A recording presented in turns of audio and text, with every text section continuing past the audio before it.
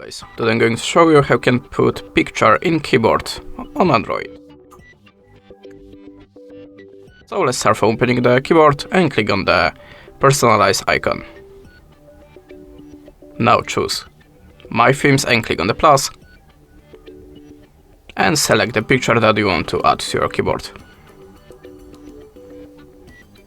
Adjust the shape and click on the next.